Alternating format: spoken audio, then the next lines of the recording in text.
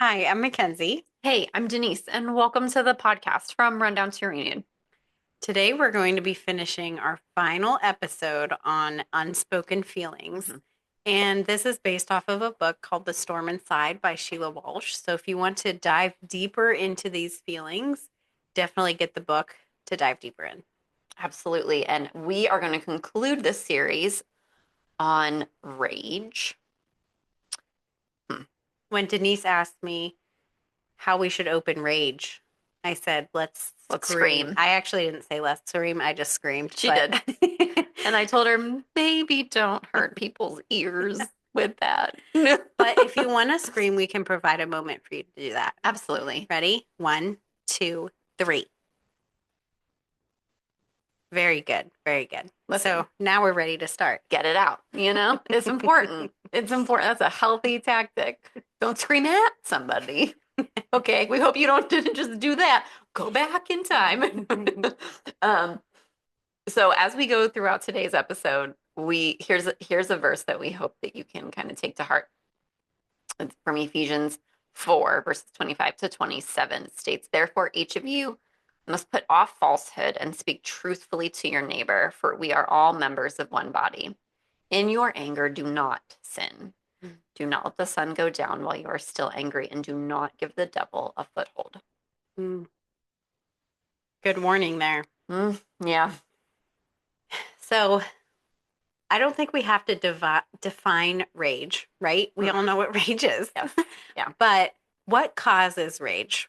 And that can be different for some people. But Yeah. like when Denise posed this question to me of like, what causes you rage?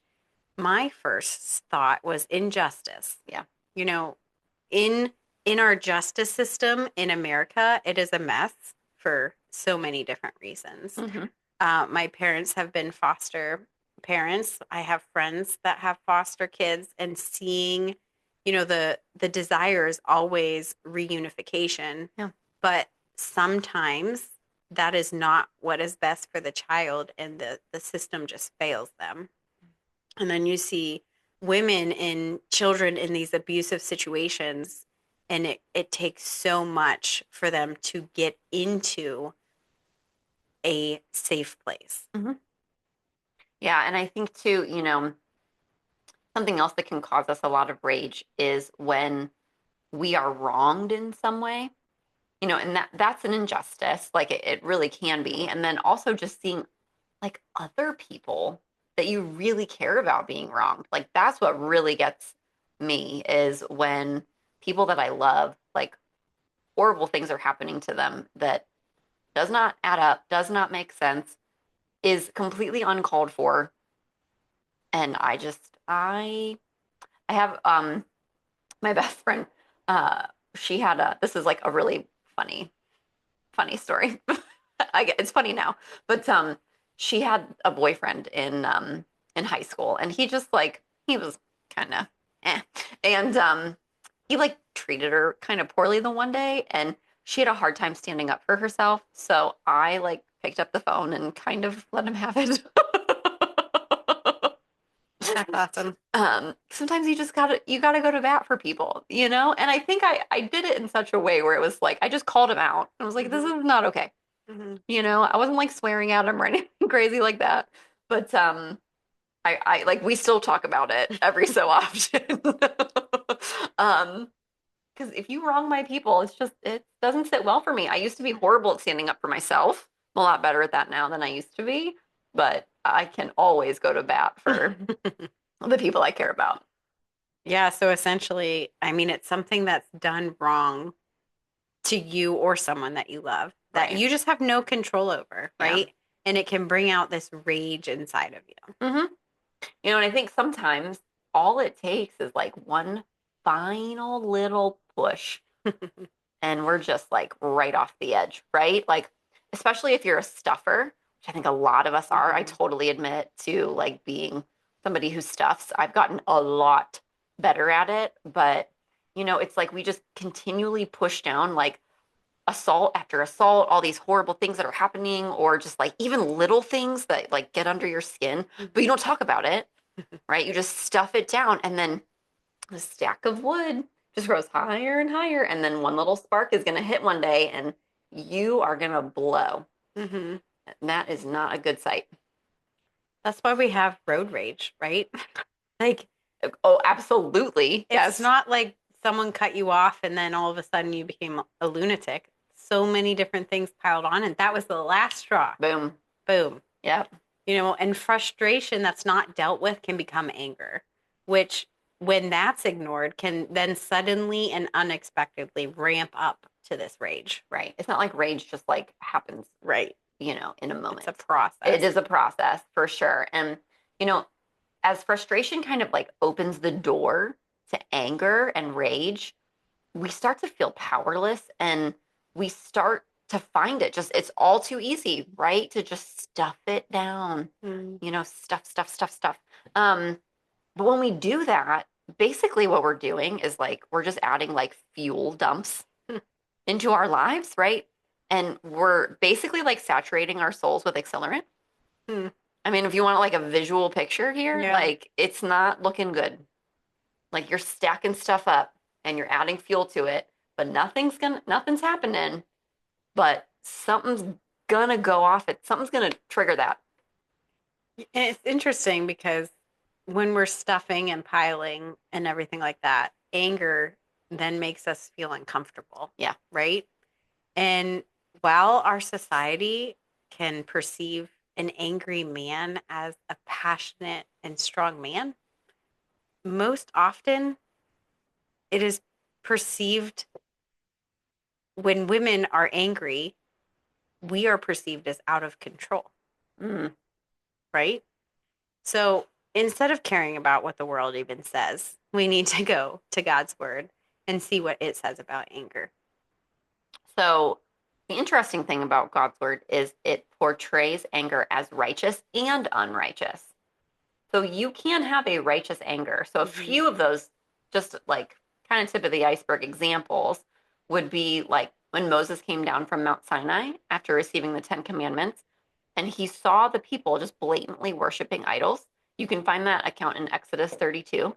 Like, can you imagine though? Like, I was thinking about this as we were typing it up. Like, can you imagine like spending time in the presence of God and like receiving all of this, his instruction, and this is how he wants his people to live, and like what a holy, like untouchable experience. Mm-hmm. And then you come down and you are experiencing the exact opposite of like worshiping a holy God.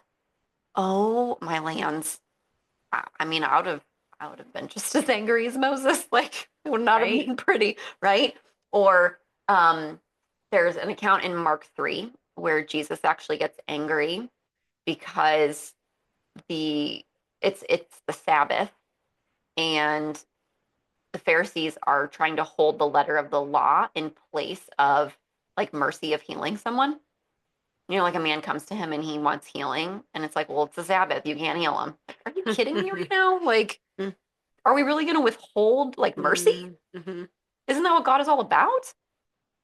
And to me, I love that example. Yeah. I love that Jesus got angry because I think it gives us such permission to have righteous anger. Right. Yeah. I remember really struggling with my anger because I felt like it was wrong. Yeah. We're Yep. taught that anger is bad. Mm-hmm. And so it was really good for me to go to the Bible and say, look, Jesus was angry. Mm-hmm. He had righteous anger, and it's what I do in my anger that matters. So Right. having this feeling of anger is okay. But when we fall into that unrighteous anger, that's where problems arise. Right. And, when Cain and Abel are presenting their gifts to God and God doesn't accept Cain's gift, rage happens. Mm-hmm. And Cain was dejected. And it said through commentators that his heart was probably most likely not in the right place Right. for God to not accept his gift. And the amount of anger that came from that. So Cain killed Abel Mm. out of his anger. I mean, you've got murder in the first, like, Genesis 4. there it is, Yeah. Can't even get a whole 10 chapters in. Nope. Mm.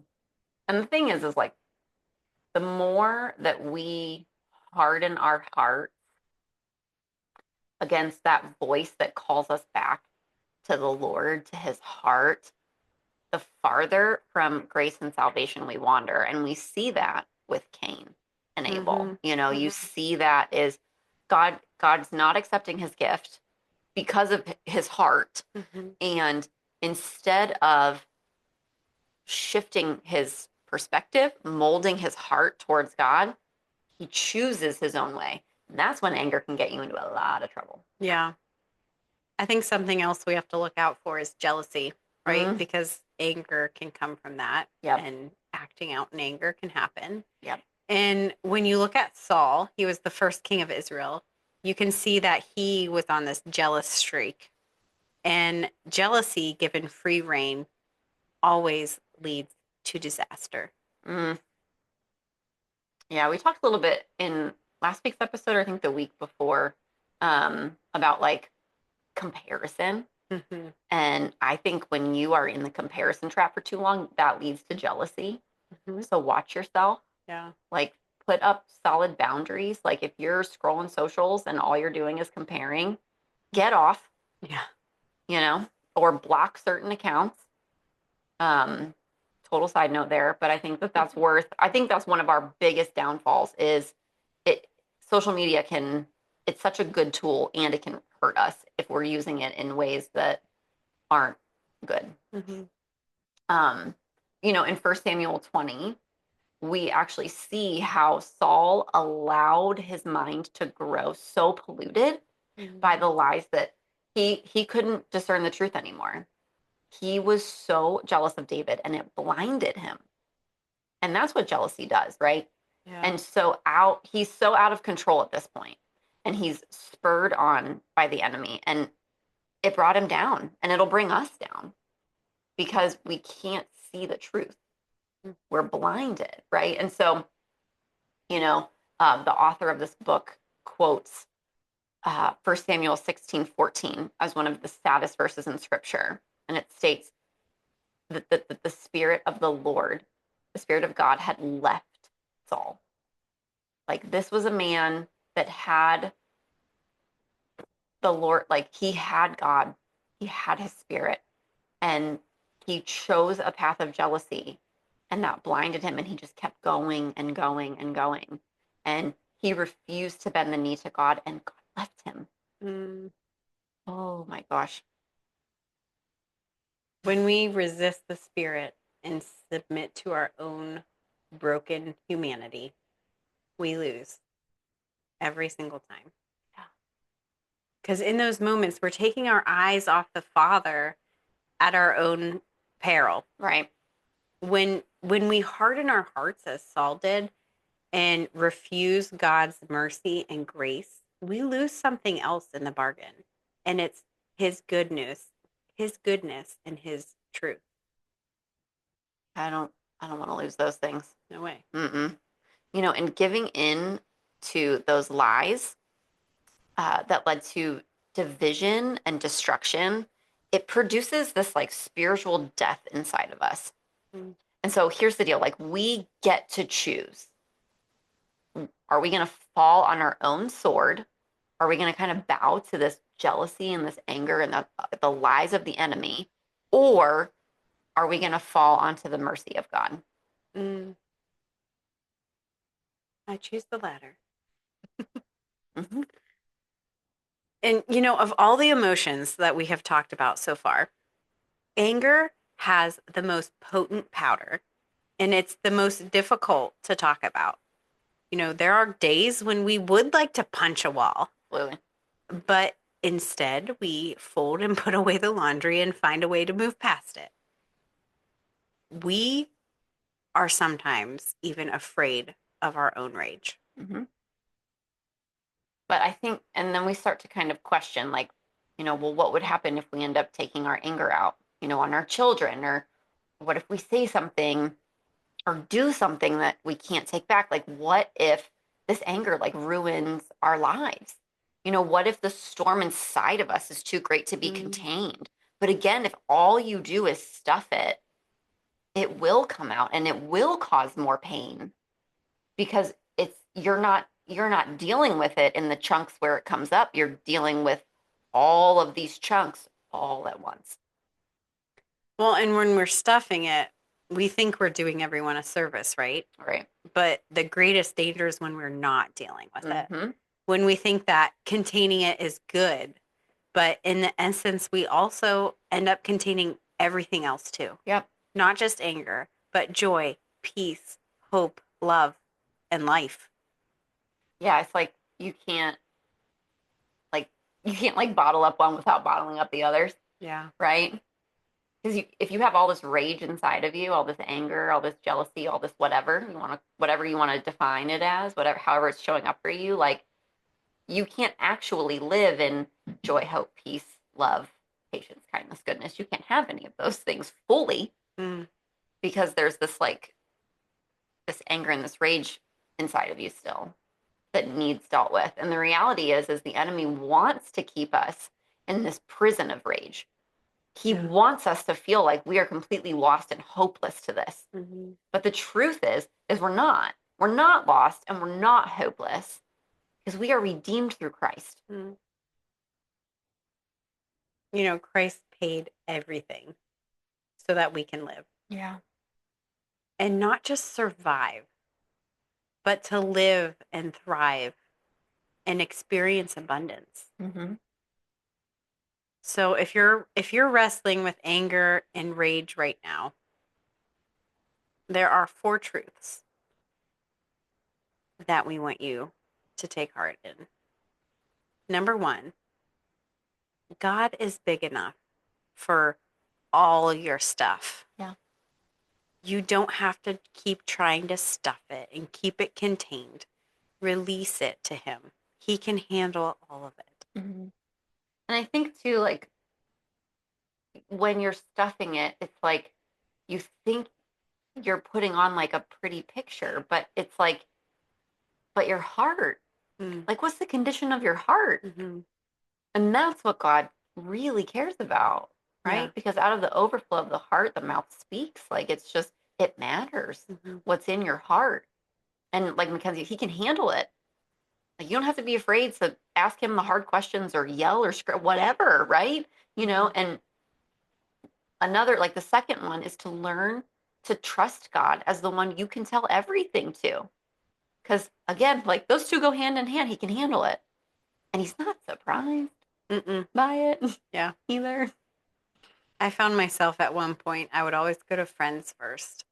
And so I tried to change that. And when I would go to text or call someone, I would be like, go to the Lord first. Yeah. And when I found myself doing that, I found I typically not actually need to talk to someone about it Mm-hmm. because I went to the Lord first. And that's what he can do.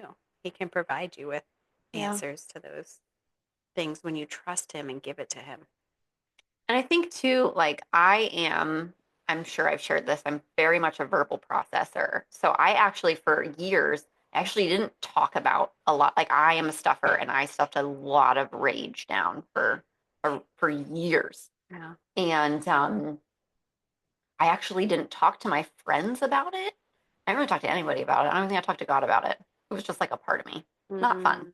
And at one point, I actually did start talking to people about it. And I noticed that, um, again, when you have the right people in your corner, they're going to point you back to your source. Mm-hmm. And so I will go to God as well. And sometimes I'll be like, okay, well, I know that she's worked through this. Mm-hmm. So she can offer me wisdom. Absolutely. So it's like, it can absolutely be both Mm-hmm. if you need it to be. Yeah. And the third thing is when you have these feelings of anger, turn to God. That's right. That's right. Don't deny your anger and just throw it out on those all around you. Talk it all through with God first. Actually yell if it helps, As we suggested. just get it out. I also found that like a lot of times if you've or like me and you've stuffed anger for years, it's like your body actually needs to release it. Like your body is Yeah. physically storing these things. And so I looked up different methods at one point of like when this rage starts to bubble up, like what are some things that I can do physically to release it? Mm-hmm. And doing some of those exercises, like I was exhausted by the end, but I also felt like I didn't have anything left in me, which was really helpful Mm-hmm. because then it's like, okay, I left nothing on the table here. Like Right. it's all out. Yeah. And that's important, and I think the last one is to let God comfort you. Uh, Again, he understands. And if you have righteous anger, odds are high he's angry about it too, Right. because it's righteous, it's an injustice, and he sees that. And you don't have to hide.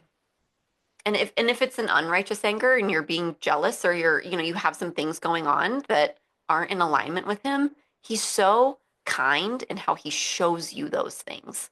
Mm-hmm. He's not, and he's just not angry with you for how you are doing it. He'll just redirect you Mm. in how you're handling it Yeah.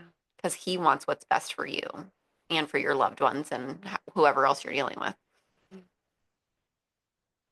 So as we go into some time with the Lord right now, I want to ask the question of where can restoration uproot your rage? I love that question.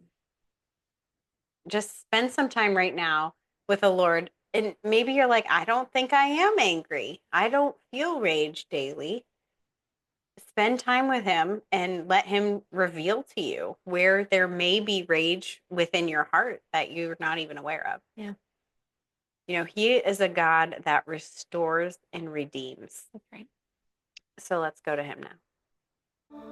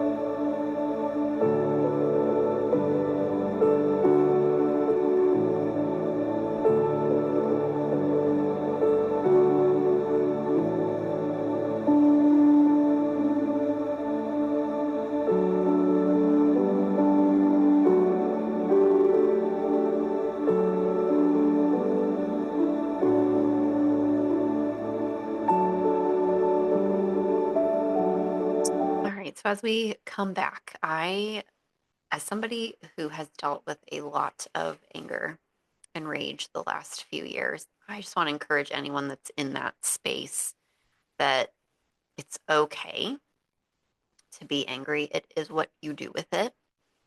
And I encourage you to take it to God every time because He will guide you. He will tell you to sit and to not act on it unless absolutely necessary, but that is up for the two of you to decide. A lot of the things that I was angry about, He told me that I just had to sit, which was really not the funnest thing. So if you need hope or encouragement in that area, I understand it and I know what it's like, and I'd be happy to chat with you. But just wanted to offer that encouragement as we wrap up because it's one of the hardest emotions I think that we deal with, which is why we don't face it. It's why we stuff it. So as we wrap up, we just want to encourage you. Thank you for hanging out with us through this series. We're excited about our upcoming series starting next week, so stay tuned. And if you are looking for a guest speaker at any of your conferences, as always, we would love for you to fill out the form in the description. We'd love to chat with you about that and see how we can serve you and your church or your women's group or your mom's group, whatever that looks like. This weekend is the women's conference in Franklin, PA at Galloway Church. So make sure you're registered for that and are there. We will be there and we're so excited. And I have a message that I just cannot wait to share. I'm so excited. It's going to be awesome. And our kiddos are going to be there. So, you'll get the full effect of who we are that day because we'll be in speaker and mom mode. We'll be both. So come out and hang out with us and hang out with the amazing women at this conference. We will also at this conference have some boxes. So if you're coming to that, we will have our boxes available. But if you're not coming or if you can't come or however, but you do want a box, you can order it from our link in the description, our store. Make sure that you subscribe and follow to all of our channels. And please give us a 5-star rating if you find any of this encouraging. As our ratings go up, we are then put into more people's feeds. So we would love for you to do that. Yeah, we'd be so grateful. And please make sure you share this episode with anyone that you think would benefit from it. If you are feeling run down, there is space for you at our table.